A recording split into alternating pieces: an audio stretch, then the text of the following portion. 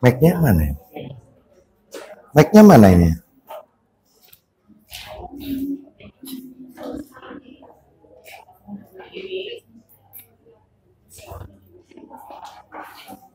Mic-nya?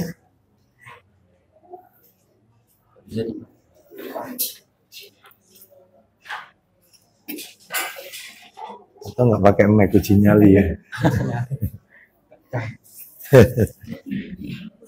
Baik, tak apa-apa. Iya. Iya. Iya. Cek. Iya. Kita mulai. Bismillah. Assalamualaikum warahmatullahi wabarakatuh. Waalaikumsalam. Alhamdulillah alladzi bi ni'matihi tatimmus shalihat wa ashhadu an la ilaha illallah wahdahu la syarika lah wa ashhadu anna Muhammadan abduhu wa rasuluh. Ya ayyuhalladzina amanu taqullaha haqqa tuqatih wa la tamutunna illa wa antum muslimun. Amma ba'du, fa inna asdaqal hadithi kitabullah wa khairal hadi hadi Muhammadin sallallahu alaihi wasallam wa syarral umuri muhdatsatuha wa kullu muhdatsatin bid'ah wa kullu bid'atin dhalalah wa kullu dhalalatin finnar. Ikhwan wa akhwati fillah, bapak-bapak, ibu-ibu, kaum muslimin dan muslimat, jamaah majelis taklim tazkiyatun nafas yang semoga dimuliakan oleh Allah Subhanahu wa ta'ala, kepada segenap pengurus takmir Musalla Az-Zaitun yang semoga dirahmati oleh Allah Subhanahu wa ta'ala. Tidak ada kata yang patut kita ucapkan pada sore hari ini selain rasa syukur kita kepada Allah Tabaraka wa ta'ala atas segala karunia nikmat yang telah Allah berikan kepada kita. Salah satu di antara sekian banyak kenikmatan-kenikmatan yang Allah berikan kepada kita dan kita rasakan pada sore hari ini adalah Allah Subhanahu wa ta'ala kembali mempertemukan kita di salah satu rumah Allah dari sekian banyak rumah-rumah Allah yang ada di muka bumi ini, yaitu Musalla Az-Zaitun, dalam rangka thalabul ilmi, menuntut ilmu. Semoga niat kita, langkah kaki perjalanan kita menuju majelis ini semuanya tercatat di sisi Allah sebagai amalan yang diterima dan diridhai oleh Allah Subhanahu wa ta'ala. Bapak Ibu kaum muslimin dan muslimah rahimani wa rahimakumullah, sore hari ini seperti biasa kajian kita di Rabu pekan kedua di majelis taklim tazkiyatun nafas.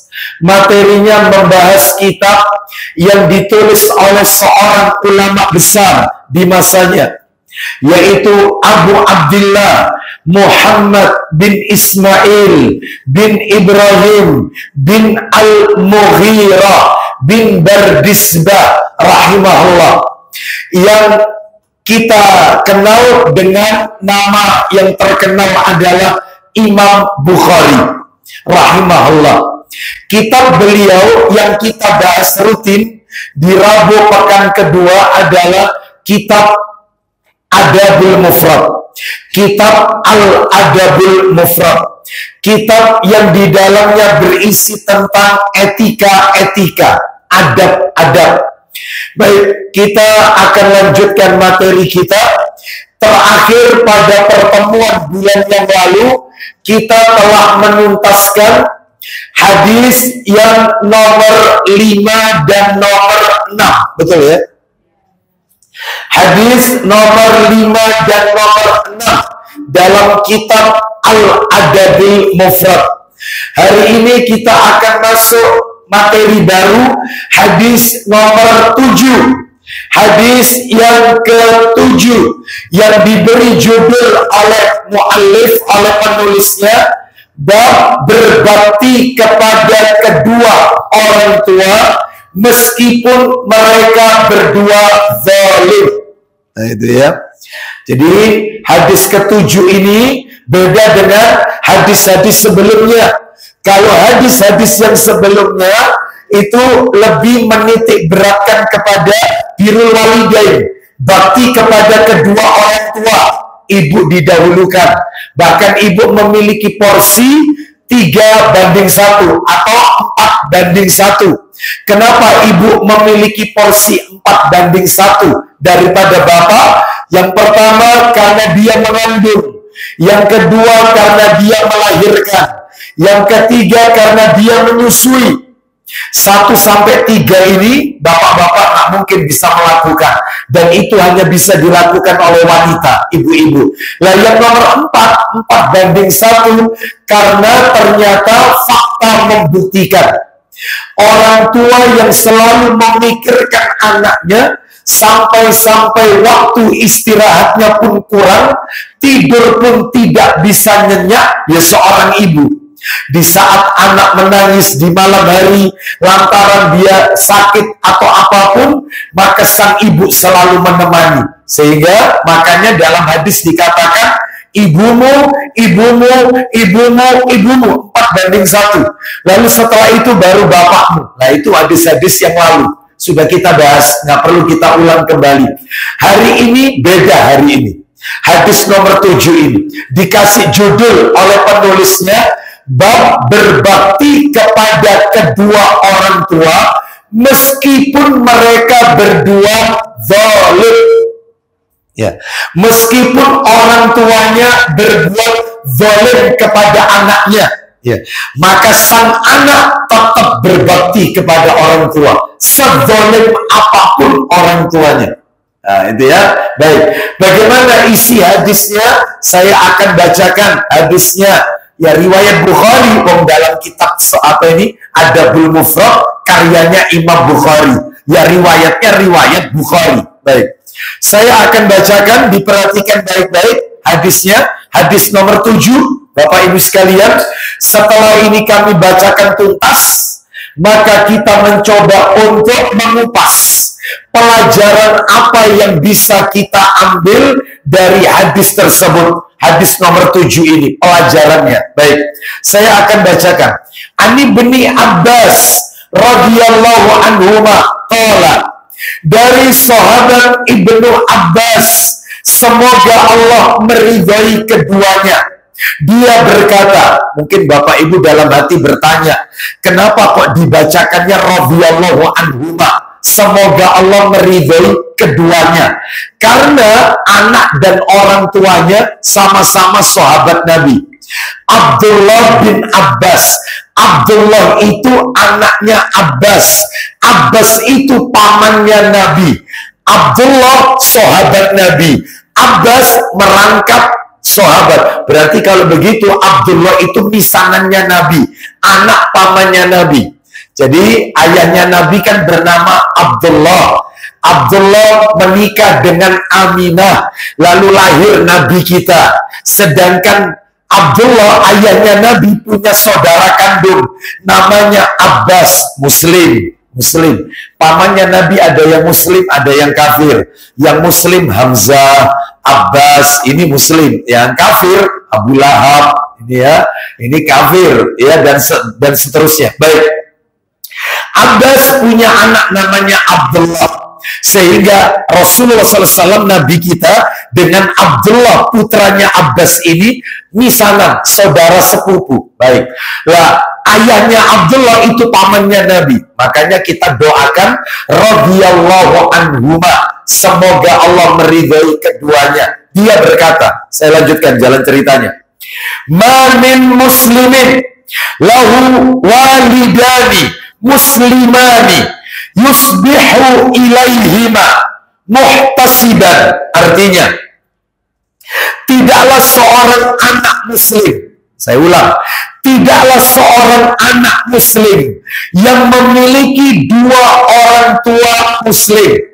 Jadi anak Islam punya orang tua sama-sama Islam. Nah, gitu maksudnya ya.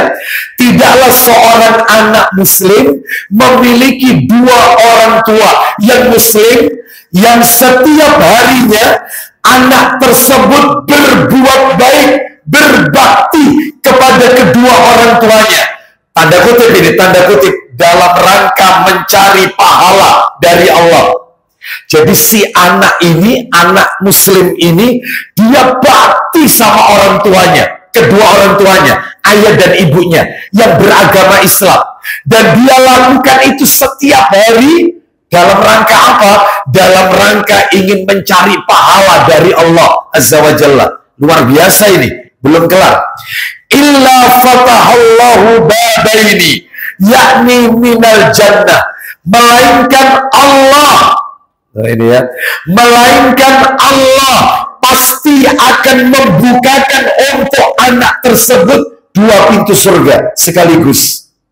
Kenapa kok dua, Ustaz? Karena yang hidup dua orang, bapak dan ibunya. Melainkan anak itu nanti di hari kiamat dibukakan dua pintu surga untuk anak ini. Lanjut. Wa in kana wahidan fawahidan, apabila orang tuanya hanya satu. Nah ini, entah bapaknya yang hidup, entah ibunya yang masih hidup, pokoknya salah satu yang hidup. Baik, jadi tidak dua-duanya. Maka akan dibukakan satu pintu surga untuknya. Makanya orang tua kalau sudah tidak ada dua-duanya, selesai. Pintu surga untuk bakti kelar. Tapi masih ada jalan lain, pintu surga yang lain. Zikir, sholat ada. Tapi pintu surga yang di depan mata, yang hidup bersama kita, sudah nggak ada. Ayah meninggal, ibu meninggal, tutup. Sudah, nggak ada kesempatan. Ya, nggak ada kesempatan. Ya, seperti itu. Oleh karena itu, maka dia punya kesempatan amalan yang lain. Ada sholat, dan yang lainnya itu ada. Tapi pintu surga yang paling dekat dengan kita, yang tinggal dengan kita adalah orang tua. Makanya mumpung masih punya orang tua, jangan disia-siakan. Karena pintu surga ada di depan kita. Nah, belum kelar ini, belum kelar. Kita lanjutkan. Wa in aghdaba ahadahuma lam yardallahu anhu hatta yarda anhu.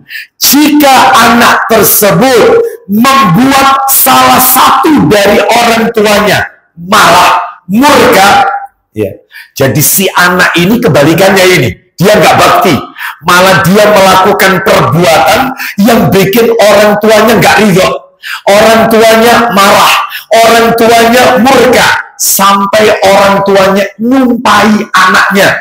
Maka kita lanjutkan. Maka Allah tidak akan pernah ridho kepada anak tersebut sampai orang tuanya ridho kepada anak tersebut. Oh, jelas. Hati-hati. Makanya bikin happy orang tua kita. Jangan mengucapkan sesuatu, jangan sampai yang keluar di lisan kita bikin hati orang tua kita ini sakit. Jangan. Itu kalau sekali dia marah, murka, Allah ikut murka. Kalau sudah Allah murka, gak bakal bahagia. Anak keturunannya gak akan bahagia. Kerjaan semerawut, gak karu-karuan. Hidupnya juga gak karu, karena orang tuanya murka. Kan kita sudah pelajari ya waktu itu ya, ridho Allah, ridhonya Allah tergantung siapa? Ridho orang tua. Murkanya Allah tergantung murka orang tua. Jangan bikin orang tua kita marah. Apalagi sampai nyumpai anak, sampai orang tua berkata, mama haramkan air susunya mama. Naudzubillah min dzalik. Ya, mama ndak ridho dunia akhirat. Aduh, jangan-jangan deh, kasihan anak ini. Anak ini gak akan bahagia nantinya, selamanya gak akan. Karena dia dapat murka dari Allah Azza wa Jalla. Makanya ini poinnya. Terus, belum kelar, tinggal dikit lagi jalan ceritanya. Kira ada yang bertanya. Ya berarti kan disuruh bakti nih, disuruh bakti anak ini kepada orang tua. Ada yang tanya. Lah ini tanyanya. Wa in zalamau, ya, meskipun kedua orang tuanya zalim kepada anaknya, meskipun orang tuanya zalim sama anaknya, lo apa Ustaz? Zalimnya orang tua kepada anak. Oh banyak. Kalau kita lihat di masyarakat, orang tua berbuat zalim kepada anak. Memang nggak ada istilah orang tua durhaka kepada anak. Nggak ada. Durhaka itu, kata durhaka itu anak kepada orang tua. Anak durhaka ada. Orang tua durhaka nggak ada. Yang ada orang tua zalim ada. Ya, istri durhaka ada, suami durhaka nggak ada. Yang ada suami zalim sama istrinya ada. Cuman beda kata aja. Ya, jadi apa ada orang tua zalim kepada anaknya? Ada. Nggak pernah dikasih nafkah, tidak diberikan pendidikan yang baik, anak diumbar, tidak dicarikan teman-teman yang selektif, tidak selektif mencarikan teman-teman untuk anak kita. Pendidikannya juga tidak diperhatikan, ya. Lingkungannya tidak diperhatikan, ya. Bahkan sudah tidak peduli lagi sama anaknya, bahkan dia membuang anaknya. Loh, yang kemarin beberapa waktu yang lalu kan sempat, ya, muncul di layar kaca kita. Kalau nggak salah waktu itu, ya di televisi kita, itu ya. Agak lama sih, agak lama. Itu ada seorang wanita yang dia janda, ditinggal wafat oleh suaminya, ya. Lalu punya anak satu. Lalu si wanita ini akan menikahi seorang laki-laki. Dia akan mau nikah lagi. Si anak ini dibuang dalam keadaan tidur. Jadi anak ini dikasih obat tidur, tidur terpulas, ditaruh di depan toko di luar kota. Bayangkan, dia kepingin hanya berdua saja dengan calonnya ini. Karena calonnya tidak menghendaki anak tersebut. Bayangkan, dia lebih memilih calon suaminya ketimbang anak darah dagingnya. Ya ini namanya orang tua zalim. Makanya orang ini tanya, meskipun orang tuanya zalim, apakah tetap anak harus bakti? Jawabannya Ibnu Abbas radhiyallahu anhu, wa in zalamahu, meskipun zalim tetap bakti. Oh. Makanya judulnya nomor 7 ini, berbakti kepada orang tua meskipun mereka berbuat zalim kepada anaknya. Ini dalam kitab Adabul Mufrad. Baik, kira-kira bisa difahami ya hadisnya tadi ya? Ya, saya ringkas, saya sadur sebelum masuk pelajaran. Jadi kata Ibnu Abbas radhiyallahu anhu, seorang anak muslim apabila dia berbakti kepada dua orang tuanya, setiap hari dia bakti dalam rangka mencari pahala dari Allah, dibukakan dua pintu surga. Dibukakan.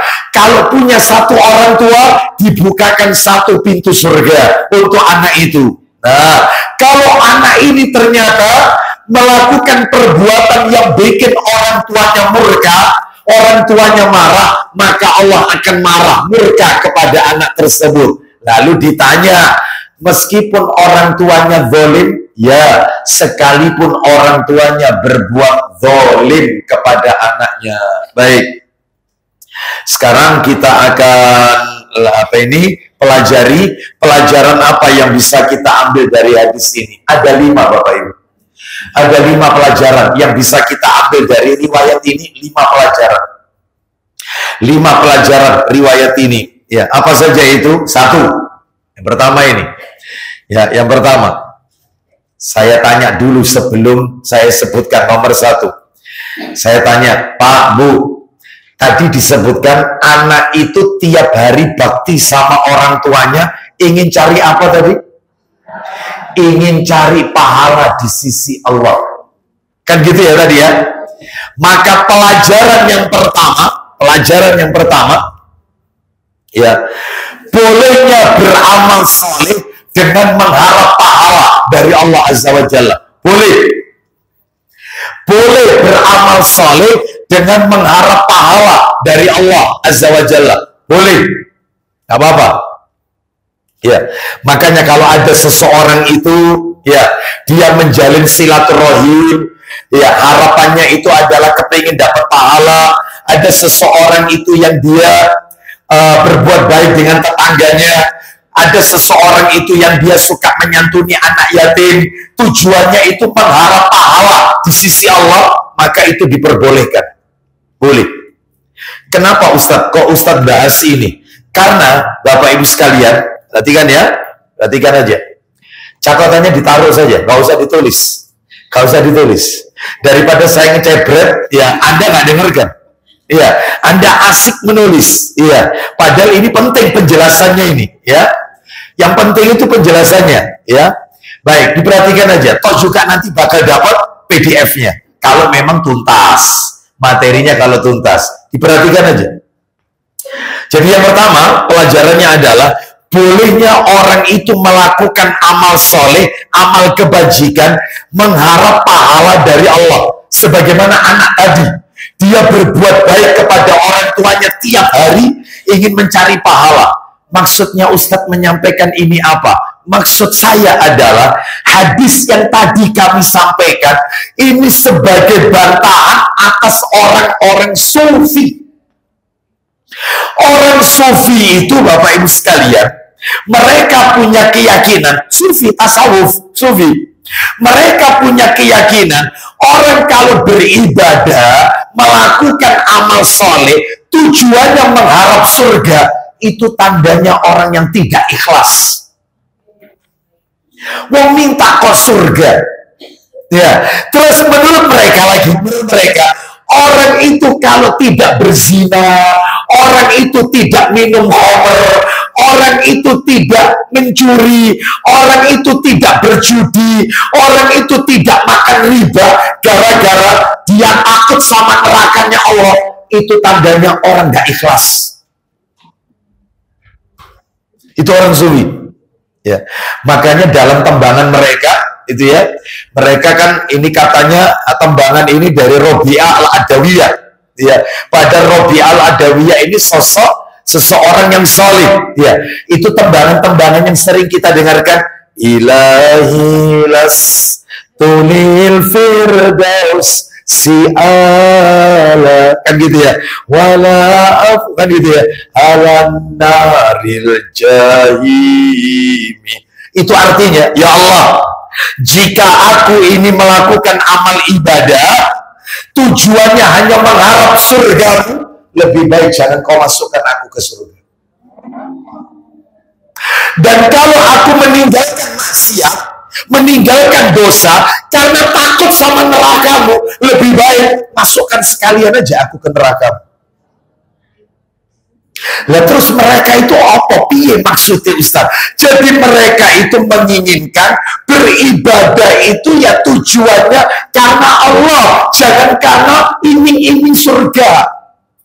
Menurut mereka surga itu makhluk, manusia kan ciptaan Allah, makhluk, panjenengan makhluk, bapak-bapak makhluk, ibu-ibu makhluk, surga itu ciptaan Allah, makhluk, neraka itu ciptaan Allah, makhluk. Katanya orang sufi, yang namanya makhluk bisa hancur, sebagai manusia bisa rusak, bisa hancur, bisa mati, bisa binasa. Surga itu ciptaan Allah, berarti makhluk bisa hancur, bisa binasa.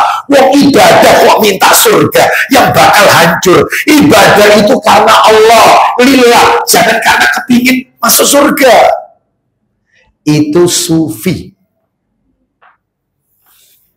Iya, paham sampai di sini ya? Ya terus yang benar bagaimana? Yang benar Bapak Ibu sekalian, saya akan tunjukkan bukti-buktinya. Yang benar boleh orang itu melakukan amal ibadah itu karena mengharap surganya Allah. Boleh. Ya.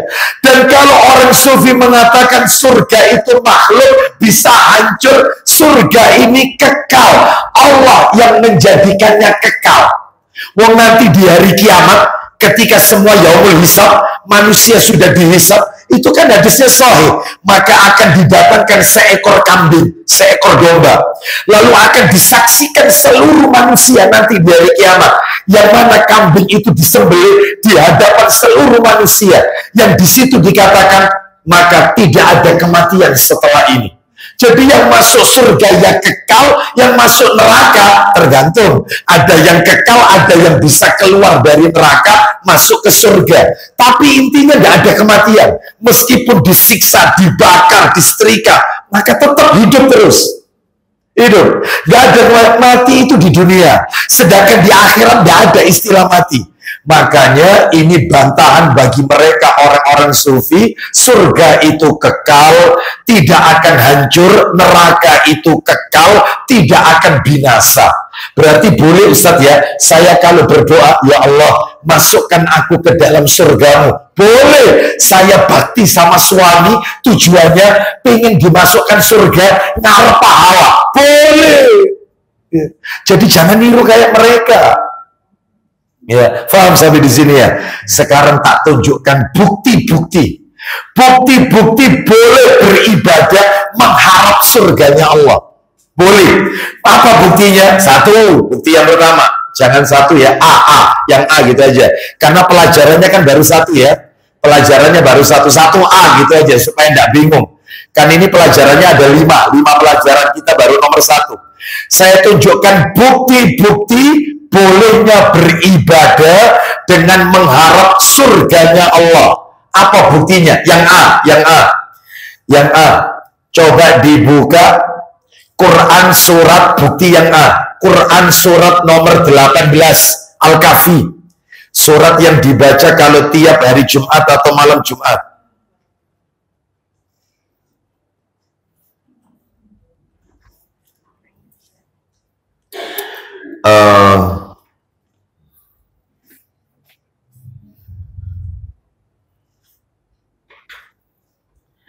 Iya, sebentar. Surat apa tadi, Bu? 18 Al-Kahfi, surat Al-Kahfi ayatnya 107. Al-Kahfi 107 dan 108. 107 dan 108. Kita dengarkan ya murotannya. Allah Ta'ala berfirman, sesungguhnya orang-orang yang beriman dan beramal soleh. Ulang lagi. Sesungguhnya orang-orang yang beriman. Lanjut. Dan beramal soleh. Itu yang harus digarisbawahi. Selain beriman, dia beramal soleh. Apa pahalanya? Lanjut. Bagi mereka adalah surga Firdaus menjadi tempat tinggal. Berarti nggak apa-apa orang melakukan amal soleh yang diinginkan itu agar masuk ke surga Firdaus. Nggak apa-apa. Buktinya ini Allah SWT menjelaskan balasan dari suatu amalan, yaitu dijanjikan Firdaus nanti di hari kiamat. Mudah-mudahan yang dibaca ayat ini kita semua termasuk di dalamnya. Ya. Terus lanjut terus. Mereka kekal di dalamnya. Kekal surga itu. Surga kok binasa? Nah, surga kekal. Lanjut terus. Mereka tidak ingin berpindah daripadanya. Nggak pengen pindah, wong kekal di surga. Ya, seperti itu. Baik, kita lanjutkan bukti yang B. Bukti yang B. Anda kalau dengar ini Anda akan kaget. Bukti yang B ini. Ternyata, Bapak Ibu sekalian, Nabi Ibrahim alaihissalam. Nabi Ibrahim. Saya tanya dulu nih, tes. Yang bisa berangkat umroh. Ya, dengan syarat sudah terdaftar di travel itu.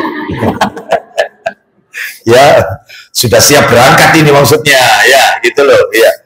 Jadi saya tanya, siapa yang tahu di antara Bapak Ibu sekalian nama lain, julukan atau gelar Nabi Ibrahim? Beliau ini disebut apa? Ayo, Nabi Ibrahim. Angkat tangan. Belakang. Bapak Tauhid. Ya, bahasa Arabnya Abu Tauhid, betul. Selain itu. Bapaknya para nabi. Abul Ambiya, bapaknya para nabi dan rasul. Betul. Ya, ada terus. Kekasih Allah, bahasa Arabnya Khalilullah. Betul. Ya, lagi satu lagi. Banyak yang umroh. Ayo. Ya. Ada kira-kira? Ya. Ada kira-kira? Jadi Nabi Ibrahim alaihissalatu wassalam, beliau ini bapak tauhid, Al-Khalil Abu Tauhid, bapak kekasih Allah, bapak tauhid, Abul Anbiya. Nabi Ibrahim itu minta surga kepada Allah. Sekelas Nabi Ibrahim, bapaknya para nabi dan rasul, itu kalau berdoa minta dimasukkan surga. Berarti nggak apa-apa orang berdoa minta dimasukkan surga. Lah kalau orang sufi minta kok dimasukkan surga, minta itu ditempatkan di sisi Allah, nggak akan hancur. Kalau surga akan hancur, ngapain minta dimasukkan surga? Itu sufi. Lah kita enggak. Makanya dalil ini sebagai bantah. Boleh orang beramal karena mengharap surga. Gimana dalilnya? Nabi Ibrahim minta surga kepada Allah.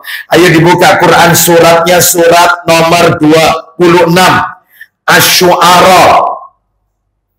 Surat 26 Asy-Syu'ara. Surat Asy-Syu'ara.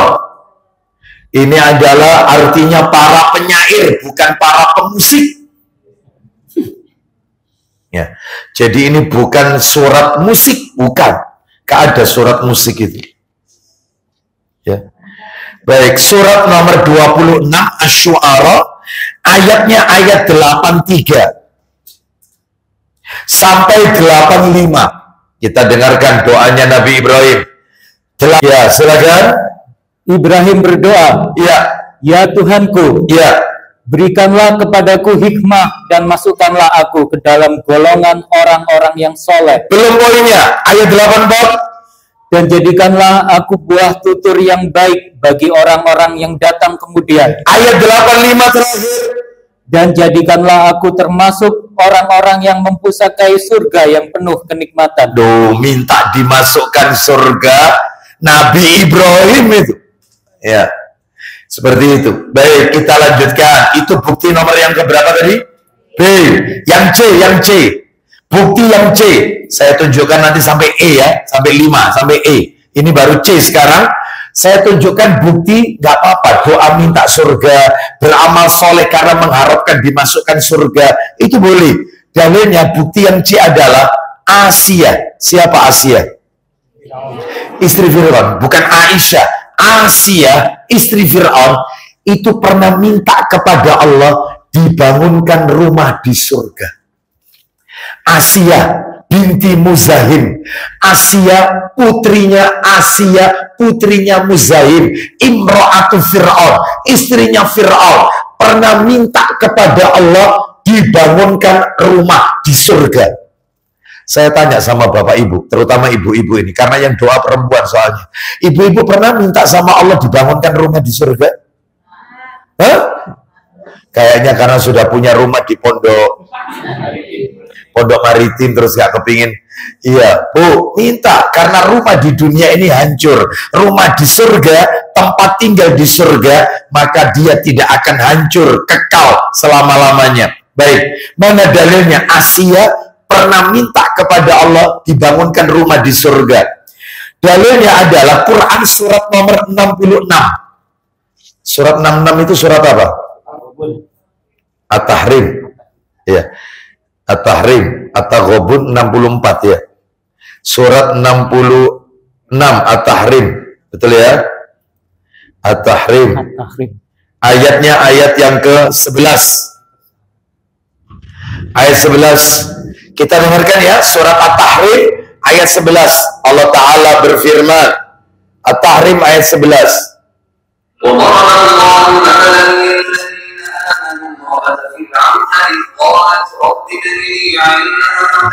Membuat istri Fir'aun perumpamaan bagi orang-orang yang beriman. Loh, istri Fir'aun dijadikan pilot project, percontohan ya bagi wanita-wanita yang beriman. Nah, terus lanjut. Ketika ia berkata, nah ini doanya, doa istri Fir'aun. Lanjut. Ya Rabbku, bangunkanlah untukku sebuah rumah di sisimu dalam Firdaus. Duh, nggak apa-apa, minta dibangunkan rumah di Firdaus. Lanjut. Dan selamatkanlah aku dari Fir'aun dan perbuatannya. Dan selamatkanlah aku dari kaum yang zalim. Baik, sekarang saya tunjukkan bukti yang D, yang keempat, yang D. Bolehnya minta surga, boleh. Beramal soleh karena Arab surga, boleh. Tak apa-apa, ya. Karena surga ini kekal, bukan hancur. Dalilnya, nah ini dalilnya menohok ini, ya. Yang keempat ini, makanya saya heran juga. Orang sufi ini kira-kira nyontoh siapa dia?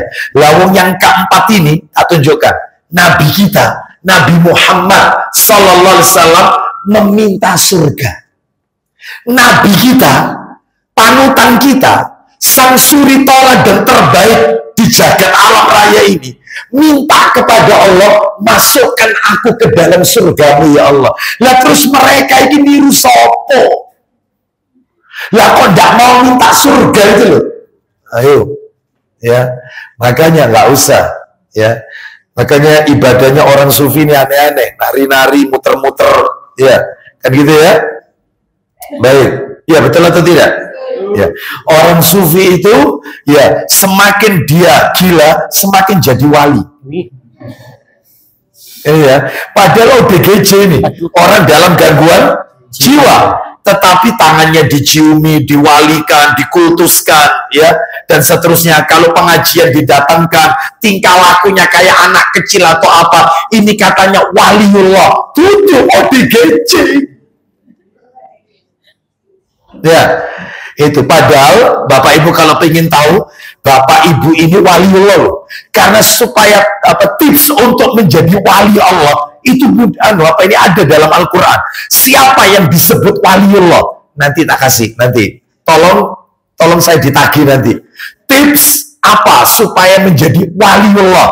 Itu yang ada dalam Al-Qur'an. Tolong nanti saya diingatkan. Sekarang saya akan tunjukkan Nabi kita saja berdoa minta surga. Mana dalilnya? Ayo ditulis Abu Dawud. Tak carikan ini di ini yang saya download. Saya nggak bawa Abu Dawud soalnya. Abu Dawud nomornya 792. Abu Dawud nomor 792. Abu Dawud nomor 792. Ya, dari Abu Salih. Ya, silakan. Dari Abu Salih. Silakan kita dengarkan. Abu Dawud 700 berapa tadi? 92. Dari Abu Salih, dari sebagian para sahabat Nabi. Silakan. Dari Abu Salih, dari sebagian sahabat Nabi Sallallahu Alaihi Wasallam yang berkata. Perhatikan baik-baik ya. Lanjut. Nabi Sallallahu Alaihi Wasallam pernah bertanya kepada seorang laki-laki. Nah, Nabi tanya kepada seorang laki-laki. Nabi tanya kepada seorang laki-laki. Apa pertanyaannya, Pak? Bagaimana kamu berdoa dalam sholat? Kamu kalau berdoa di dalam sholat, yang kamu minta apa? Kamu kalau berdoa di dalam sholat, yang kamu minta apa? Makanya ibu-ibu boleh ketika sujud pakai doa ini. Nanti tak tunjukkan bunyi doanya. Nabi tanya kepada orang itu, kamu kalau sholat, doamu apa? Yang kamu baca apa? Terus lanjut. Laki-laki tersebut menjawab. Apa kata laki-laki itu? Aku membaca tasyahud dan mengucapkan. Nah, aku baca tahiyat. At-tahiyatul mubarakatus atau at-tahiyatul lillahi wassalawatu wattayyibat. Ya, assalamu alayka ayyuhan dan seterusnya.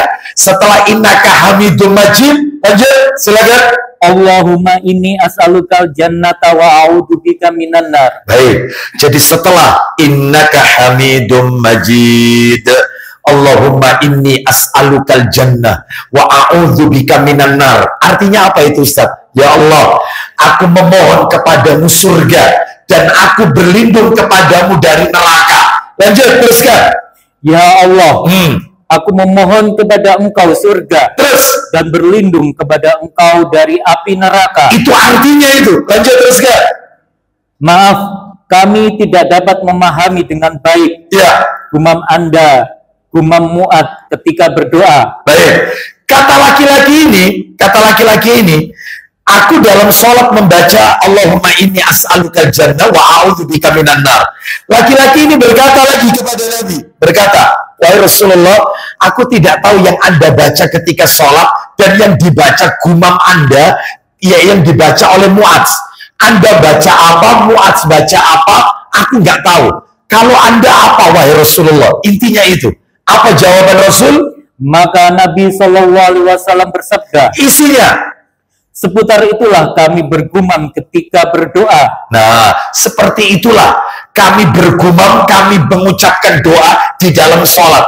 Berarti Nabi juga di dalam sholat membaca, minta berlindung dari Nabi. Allahumma inni as'alukal jannah wa a'udzubika minan nar. Ya. Bahkan Bapak Ibu sekalian, ya, sebelum dilanjutkan poin yang E, itu ada dalil siapa yang minta surga 3 kali, minta surga 3 kali, maka surga akan berkata, ya Allah, masukkan orang ini ke dalam surga. Siapa yang berlindung kepada Allah dari neraka 3 kali, maka neraka akan berkata, ya Allah, jauhkan orang ini dari neraka. Maksudnya 3 kali minta surga, 3 kali siapa ini berlindung dari neraka. Seperti apa? Jadi begini, siapa orang yang mengucapkan Allahumma inni as'alukal jannah, Allahumma inni as'alukal jannah, Allahumma inni as'alukal jannah, itu dibaca dalam sholat, boleh. Ketika sujud, ketika tahiyat, itu dibaca. Maka surga berkata, ya Allah, masukkan orang ini ke surga. Terus berlindung dari neraka. Allahumma inni a'udzubika minan nar. Allahumma inni a'udzubika minan nar. Allahumma inni a'udzubika minan nar. Ya Allah, aku berlindung kepadamu dari neraka 3 kali. Maka neraka berkata, jauhkan orang ini nanti di akhirat dari neraka.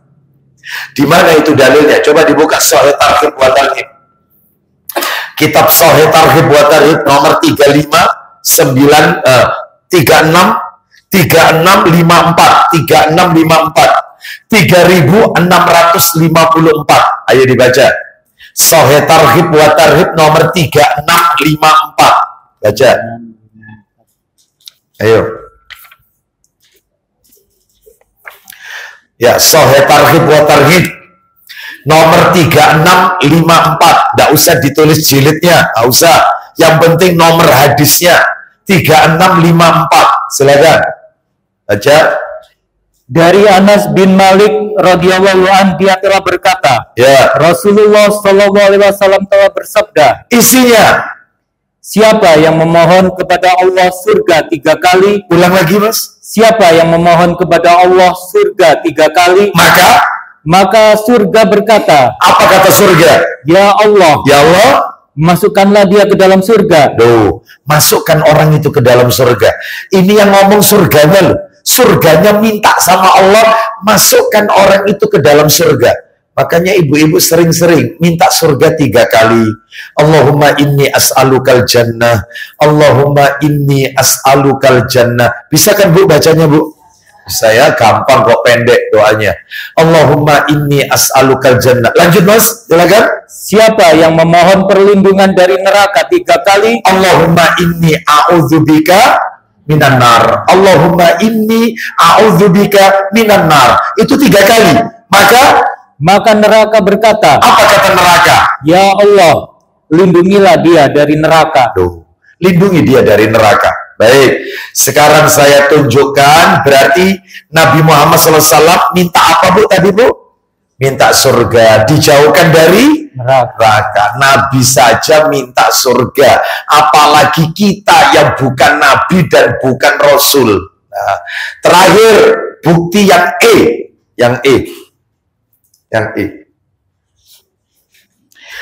E untuk membantah orang sufi maksudnya, ya, bahwasanya boleh beribadah itu mengharap surga, boleh. Poin yang E adalah Rasulullah Sallallahu Alaihi Wasallam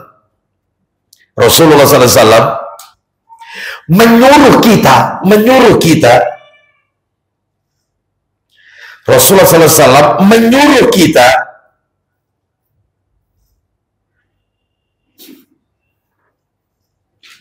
ya untuk meminta surga Rasulullah SAW menyuruh kita untuk meminta surga. Nabi itu nyuruh kita. Kita ini disuruh. Lah kok mereka orang-orang sufi nggak mau doa minta masuk surga, nggak mau. Masa orang melakukan amal ibadah Arab surga? Orang masa berdoa minta dimasukkan surga? Menurut mereka surga itu hancur, padahal tidak kekal. Nabi justru memerintahkan kita, kalau berdoa mintalah surga. Surga yang paling tinggi sekalian. Itu perintah Nabi. Ya, makanya mereka ini bertabrakan sama Rasulullah. Rasul nyuruhnya kemana, dia perginya kemana. Itu ya. Baik, jadi menyelisih Rasulullah SAW nggak boleh ya. Kita sebagai umat Nabi sami'na wa ata'na, karena beliau panutan kita, sang uswatun hasanah, suri tauladan terbaik bagi kita. Ya.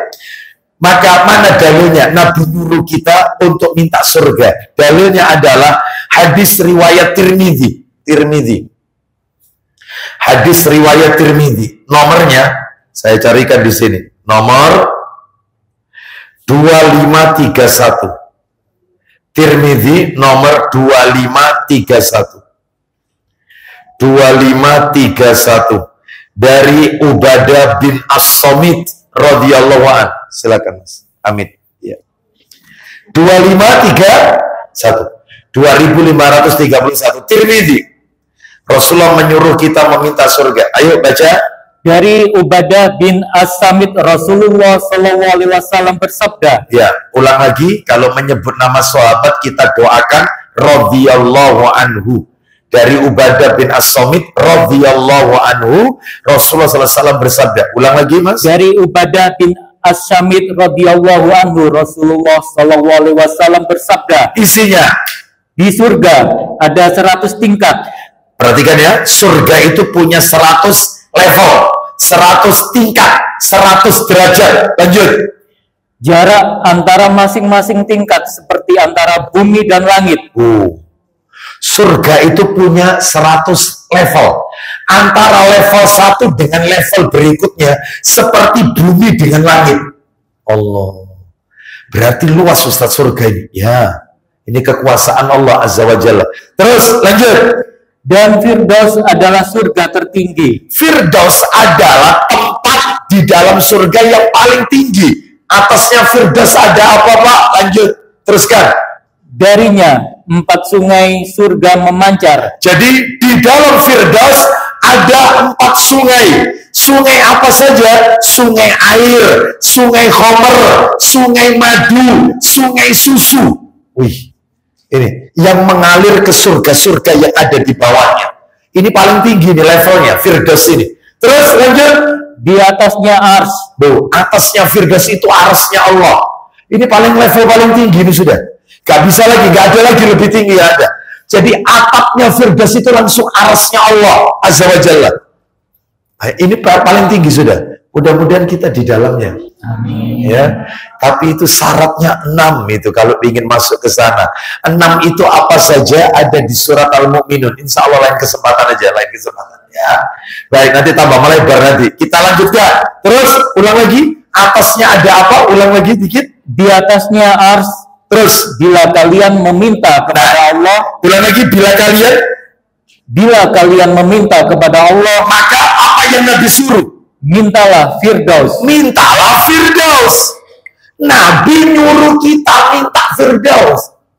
Allahumma inni as'alukal Firdaus. Ya Allah, aku mohon kepadamu Firdaus. Oh, itu minta. Ya, Ustadz, gak usah muluk-muluk gitu nih Ustadz. Ya. Ya, masuk tok meskipun di emperannya surga itu sudah alhamdulillah Ustaz. Yang penting gak di neraka lah. Ini kan pesimis. Orang itu harus optimis. Nabi ngajari kita kalau minta surga yang level tertinggi, jangan yang level bawah. Ya, optimis. Ya, minta Firdaus. Lanjut, teruskan. Sudah ya? Sudah. Apabila kalian meminta, mintalah Firdaus. Berarti Nabi menyuruh kita agar kita kalau berdoa minta dimasukkan ke dalam Firdaus atau surga. Ya, baik. Sekarang kita akan lanjutkan pelajaran nomor 2. Pelajaran nomor 2. Jangan ditulis dulu, saya mau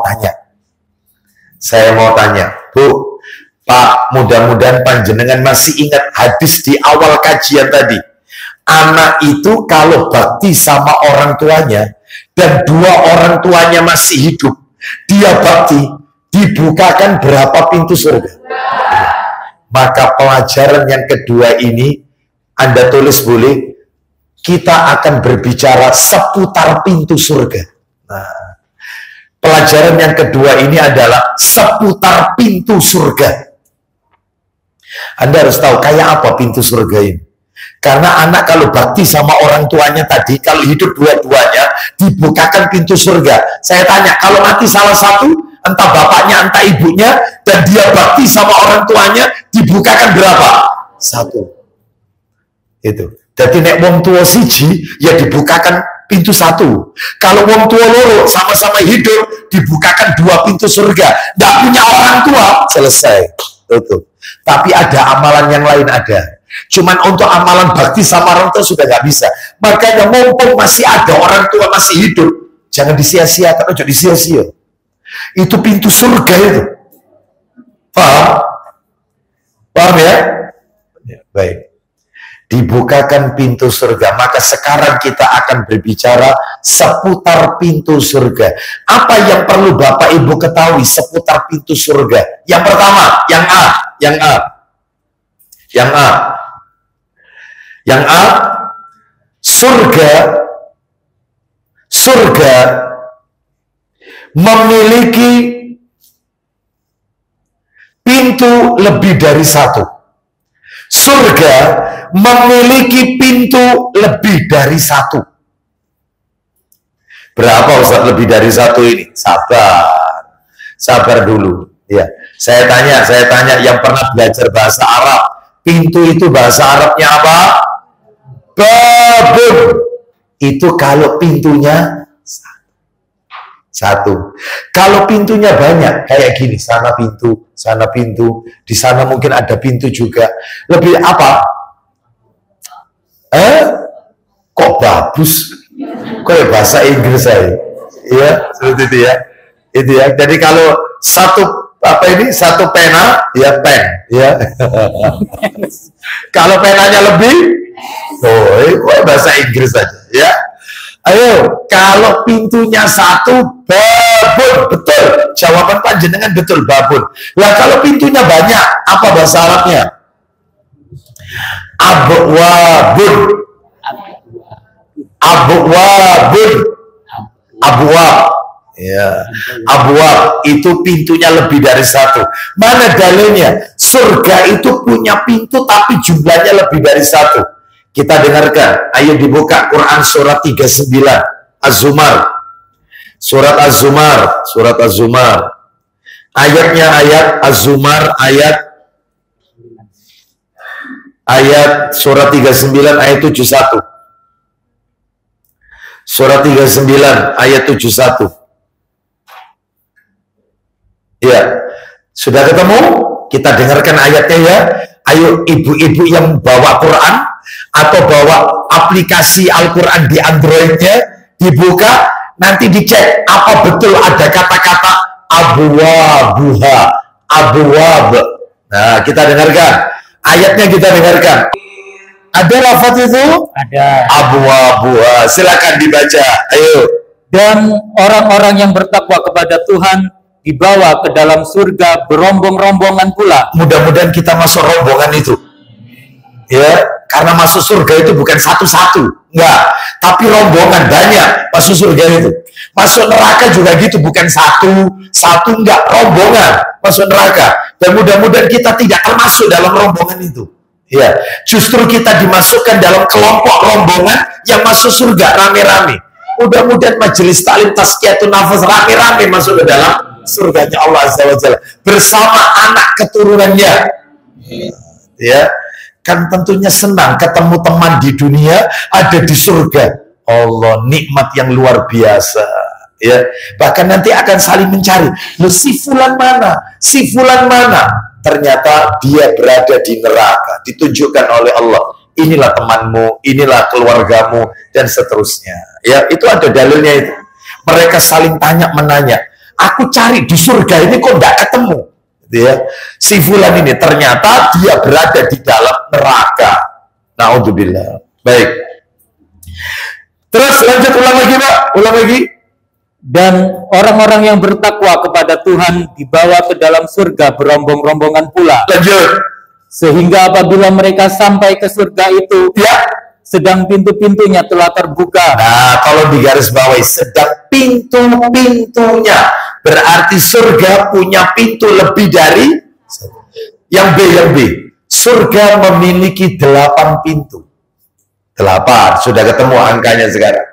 Kalau tadi belum ketemu, sekarang sudah ketemu yang B. Surga punya 8 pintu, sedangkan neraka memiliki 7 pintu.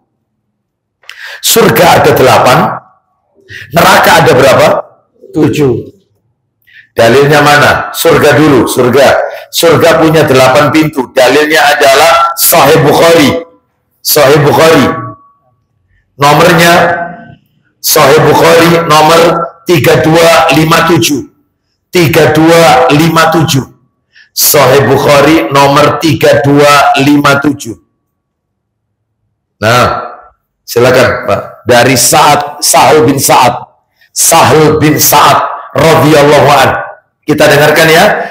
Sahih Bukhari nomor 3257. Ayo.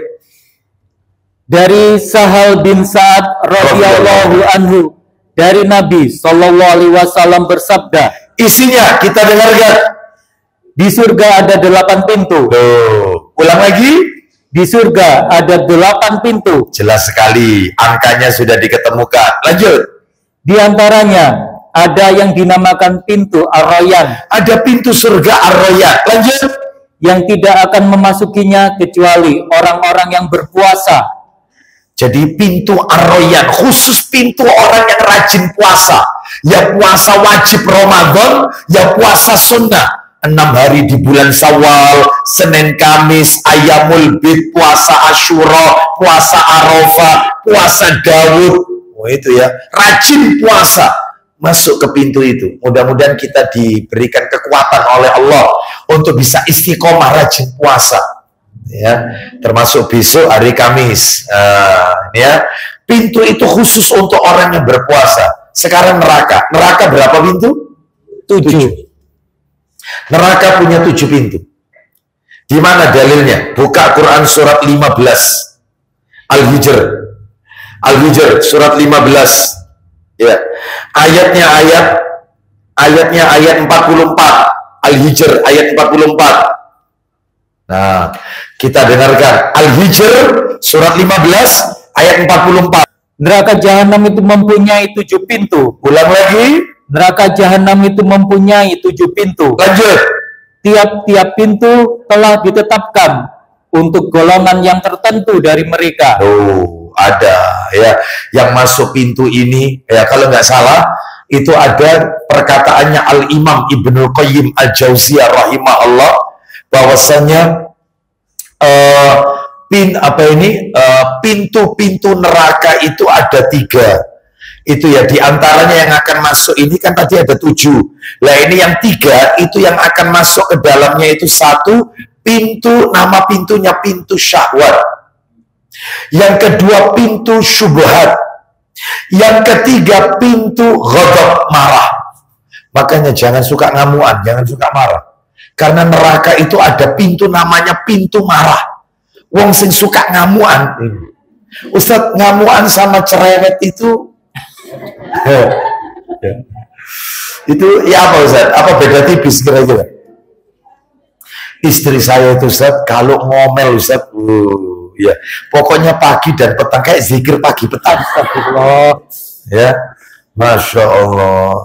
Ya, jadi jangan suka marah, jangan suka emosi. Jangan, ya suami nggak usah emosi. Lawan istri Anda itu loh bukan bidadari, panjenengan itu loh bukan malaikat, tak ada gading yang tak retak. Tiap kita punya aib. Apalagi istri kita diciptakan dari tulang rusuk yang bengkok. Meskipun dia S3, tetap bengkok. yang sabar. Surganya di situ. Cuma dikit-dikit apa ngamuk ya. Masakan kasinan didik ngamuk. Marah itu ada tempatnya. Agama Allah diolok-olok marah gara-gara masakan Bali kurang abang. Mungkin lomboknya barangkali. Ya, betul tidak? Ya, itu sudah langsung ya. Nggak usah cerewet. Ya, kan ada seorang suami yang rewel ini kan masalah itu. Ada nggak? Banyak ya? Ya, baik kita lanjutkan. Ya, jadi sama-sama punya aib, sama-sama tidak sempurna. Nabi pernah ditanya oleh seseorang, ya Rasulullah, kam a'fu anil khadim. Wahai Rasulullah, berapa kali aku harus memaafkan pembantuku? Tanda kutip, pembantuku. Kata Nabi, kulla yaumin sab'ina marrah. Maafkan pembantumu tiap hari 70 kali. Kalau sama pembantu 70 kali, apalagi sama istri. Salah titik wajar. Hari ini tidak masak GoFood, enak-enak gitu loh. Jangan dibuat hal gitu loh. Iya. Barang cilik dadekno gede. Gak usah ngamuan, gak usah emosi. Ya baik. Kita lanjutkan. Bisa ya? Insya Allah ya. Insya Allah gak bisa Ustaz. Tuh, gimana? Suami poligami marah. Wah. Gak usah. Ngapain mah? Kita lihat kok mulai kan? Ada yang salah dengan ucapan saya? Ada yang salah? Tidak ada ya. Baik kita lanjutkan. Sekarang nomor C seputar surga. Mesti nyerempet katanya. Iya. Pertamanya enak, ujung-ujungnya nyerempet katanya. Baik, kita lanjutkan. Yang C, pintu surga hanya dibuka pada 2 waktu saja. Pintu surga itu dibuka hanya 2 waktu saja. Hanya 2 waktu. Kapan? Ayo siapa yang tahu? Kapan dibuka pintu surga itu? Betul? Ramadan? Satunya lagi? Bukan. Satunya lagi? Baik, tulis pintu surga dibuka pada 2 waktu. 1, Ramadan. 2, setiap Senin dan Kamis. Tiap Senin dan Kamis. Tiap Senin dan Kamis. Mana dalilnya? Dalil. Silakan dibuka Sahih Targhib wa Tarhib. Ya. Nomornya nomor 1042 jilid 2. 1042.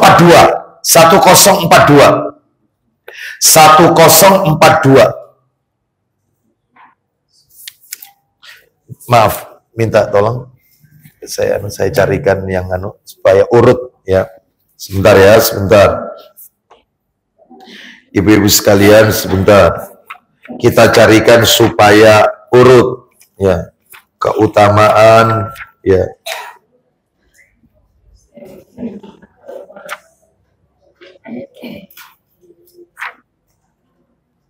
Ya.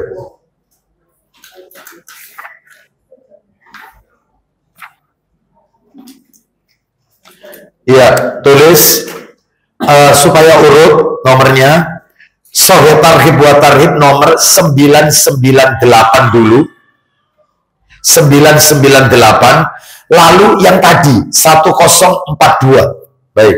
Coba dibuka yang 998. Nah, ini sudah tinggal baca.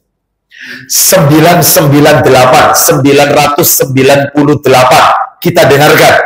Idza jaa Ramadan futihat abwabul jannah wa khuliqat abwabun nar wa suffidatis syayatin. Silakan. Dari Abu Hurairah radhiyallahu anhu Ya. bahwa Rasulullah Shallallahu Alaihi Wasallam bersabda, Isinya, apabila Ramadan tiba, ya, maka pintu-pintu surga dibuka. Tuh, Ramadan kalau masuk, pintu-pintu surga dibuka. Mudah-mudahan, yaitu Allah pertemukan kita dengan Ramadan di masa-masa yang akan datang. Ya, mudah-mudahan Ramadan kemarin bukanlah Ramadan terakhir bagi kita. Ya, lanjut teruskan. Terus lanjut. Pintu-pintu neraka ditutup. Tuh, kalau Ramadan masuk, pintu neraka ditutup. Lanjut. dan setan-setan dibelenggu dengan rantai. Baik, setan-setan dibelenggu. Baik. Loh Ustadz, kok di bulan Ramadan masih muncul maksiat? Banyak pelaku dosa.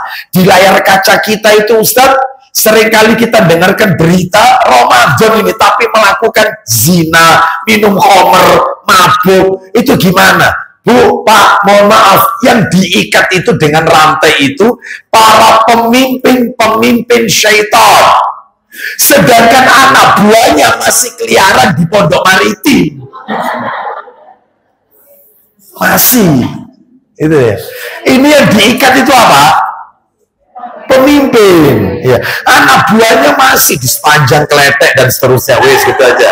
Ya. Daripada nanti saya dikomplain, ya Ustadz kok nyebut Pondok Maritim, ya sudah Kletek sekali ya. Baik, saya kan tinggal di sana, wis gak apa-apa, berkorban. Bapak Ibu sekalian, rahimani wa rahimakumullah. Jadi setiap masuk Ramadan pintu surga di satunya lagi, nomor berapa tadi? 1042. Lah itu yang Senin Kamis. Kita dengarkan. Baca 1042, Bapak. Nanti yang dibaca dulu 1042, tapi yang dibaca artinya yang poin C-nya, poin C. Baik, silakan dibaca 1042 yang poin A. Dari mana dulu itu? Dalam salah satu riwayat miliknya Muslim. Ya. Pintu-pintu surga yang C ya, yang C ya. Silakan yang C kita dengarkan. Pintu-pintu surga dibuka pada hari Senin dan hari Kamis. Ulang lagi. Pintu-pintu surga dibuka pada hari Senin dan hari Kamis. Lanjut.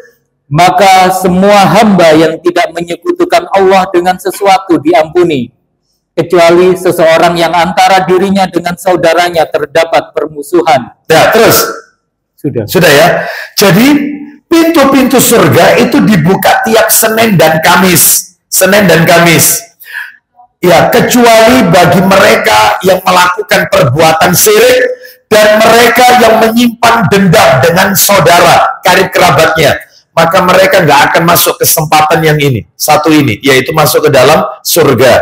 Makanya Bapak Ibu sekalian, jangan sampai kita ini ribut sak duluran, jangan. Rugi, betul rugi. Silakan kalau saudara kita itu memusuhi kita, Anda jangan membalas keburukan dengan keburukan. Meskipun dia jahat, telepon kita diblokir. Oh sudah, kita datang ke rumahnya ditutup pintunya, kita ketemu di jalan, mereka tidak mau menjawab salam kita, tidak peduli dengan kita undang tidak pernah datang, dia punya acara, kita tidak pernah diundang. Oh coba, sudah, membenci merusak nama baik kita, nama kita difitnah habis-habisan. Tetap tanyakan kabarnya dan Anda datang atau care peduli dengan dia. Jangan bawa bola panas. Kalau bisa bola panasnya kasihkan ke dia. Gak apa-apa kamu tidak mau datang ke rumahku. Aku yang akan datang. Kenapa kok saya mengatakan demikian? Percuma Bapak Ibu, capek-capek ibadah nggak akan diterima oleh Allah. Anda mau umrah tiap bulan, Anda haji tiap tahun, tetap nggak bisa diterima oleh Allah. Karena ribut saat duluran.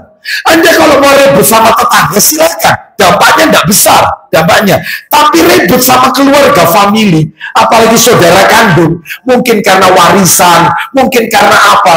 Aduh capek deh. Makanya saya seringkali itu didatangi jamaah minta solusi. Bahwasanya ada keluarganya yang ingin menguasai harta waris. Ya apa Ustaz? Ini kalau tak proses Ustaz, tak teruskan, tak panggilkan pengacara, kena kabel Ustaz, kena semua. Dia kena, ya, sa-RT RW-nya kena karena merasa dikasih. Sehingga gimana caranya dia dapat warisan. Jadi namanya dia dihapus dari daftar KSK, kakak. Kayak gitu, dianggap bukan anaknya. Harta ini cuma satu-satunya toh untuk dia. Ini kalau tahu saya nyewa pengacara, ini Ustaz. Dan ini nilainya miliaran Ustaz. Wes, jarno wes. Ya dalam bahasa saya pojok kamu. Jarno cek dilek-dilek wes. Gak usah ribut, gak usah. Anda sudah punya rumah enggak? Sudah Ustaz. Selesai. Meskipun sederhana, bersyukur. Wes, urusannya dia nanti sama Allah di hari kiamat. Yang penting Anda urusi kayak begini, ya kontok-kontokan di pengadilan, gak saling nyapa. Anda umroh, Anda zakat, sodako, puasa Ramadan, no, gak diterima oleh Allah. Eman kan? sudah biarkan dimakan sama dia. Biarkan. Urusannya dia nanti sama Allah di akhirat. Ada hitungannya. Allah tidak tidur, semua tercatat di Lauhul Mahfuz. Itu aja. Jadi tak lepas Ustaz ya, lepas. Tapi jangan putus. Jangan putus. Nek ketok itu gregetan Ustaz, enggak usah. Gregetan nih. Itu. Jangan ya, jangan. Percuma capek-capek, rugi. Anda capek-capek ibadah nggak diterima oleh Allah. Baik. Bisa kira-kira menghadapi keluarga seperti ini? Insya Allah. Ya. Ya. Baik, kalau lihat nominalnya Ustaz, angkanya nolnya ada 7 nih Ustaz. 7, 8 Ustaz, CMA nih Ustaz. Oh ya, masih gandoli harta tapi ribut sama keluarga. Sudah biarkan dia. Seperti itu. Ya, baik, kita lanjutkan. Kita lanjutkan. Kalau ada undangan arisan atau arisan keluarga, kan ada keluarga itu pilih-pilih. Dia mau datang kalau yang undang keluarganya yang kaya. Kalau yang undang keluarganya yang miskin, tidak mau datang.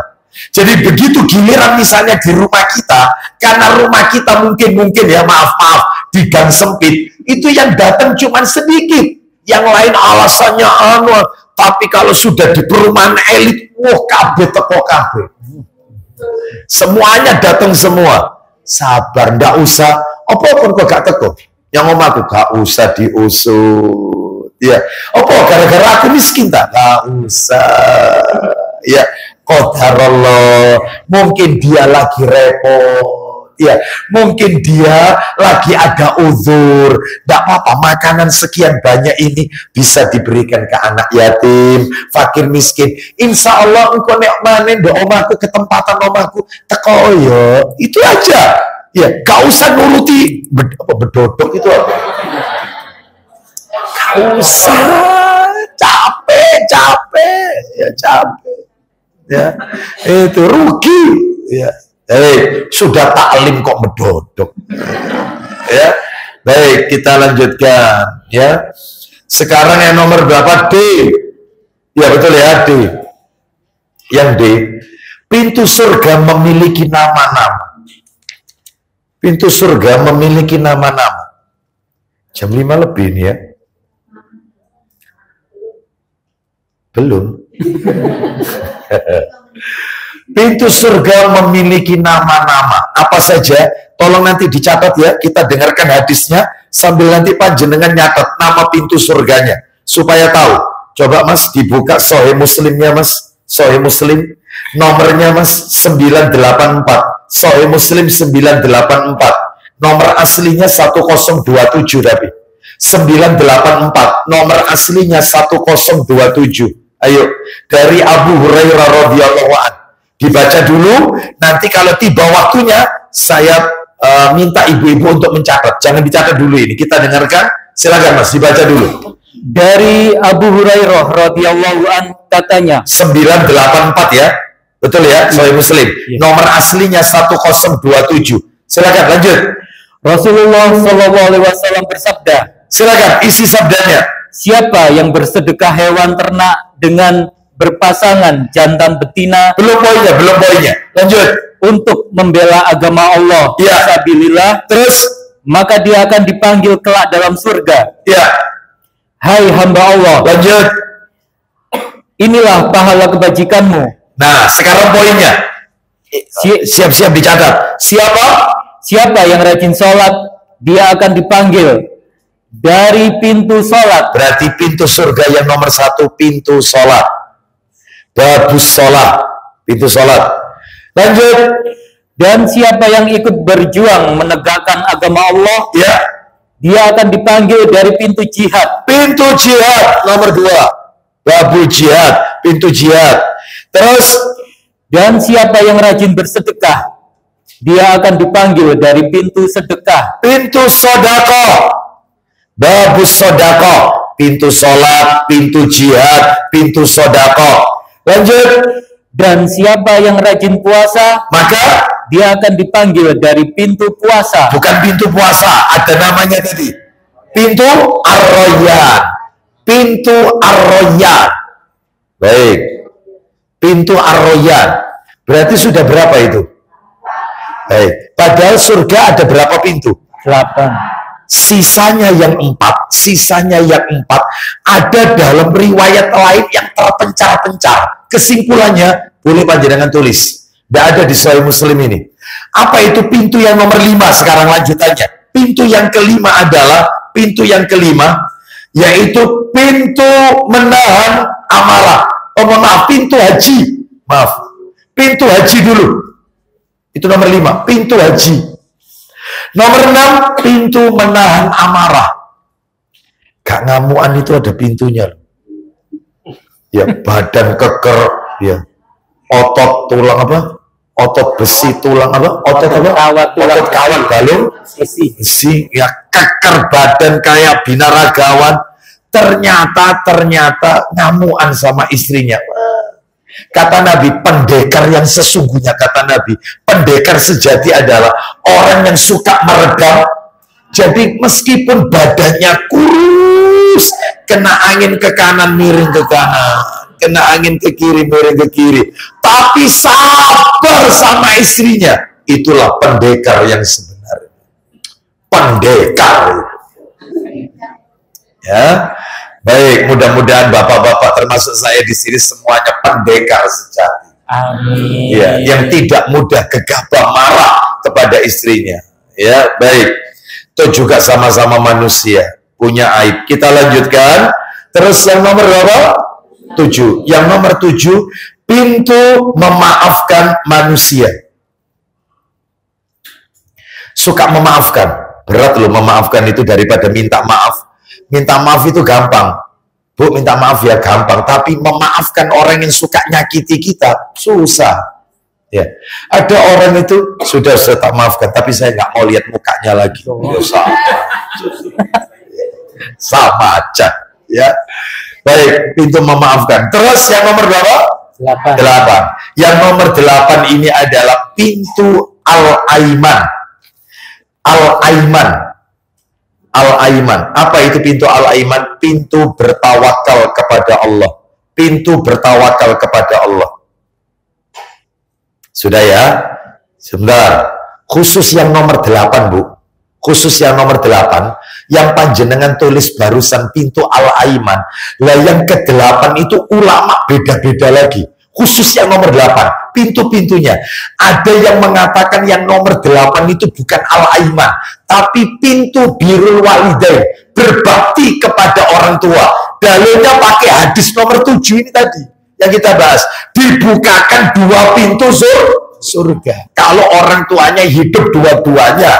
Kalau hidup salah satu dibukakan berapa? 1. Berarti ada pintu birrul walidain. Itu yang nomor 8. Ada lagi yang mengatakan yang nomor 8 itu pintu ilmu, menuntut ilmu. Menuntut ilmu. Wallahu a'lam bishawab. Perbedaan di kalangan para ulama. Baik, demikian kita tutup sampai poin apa tadi itu, poin apa tadi, nama-nama pintu surga. Insya Allah kedepannya kita akan masuk pelajaran nomor berapa? 3. Pelajaran nomor 3. Yang seru itu nanti nomor 4. Masalah bentuk-bentuk kezaliman orang tua kepada anak, ya. Mudah-mudahan Allah pertemukan kita pada kesempatan-kesempatan yang akan datang. Kita tutup. Wassallallahu ala nabiyyina wa ala alihi washabihi wasallam. Subhanakallahumma wa bihamdika asyhadu an la ilaha illa anta astaghfiruka wa atubu ilaik. Wa akhiru da'wana alhamdulillahi rabbil alamin. Assalamualaikum warahmatullahi wabarakatuh. Waalaikumsalam warahmatullahi wabarakatuh.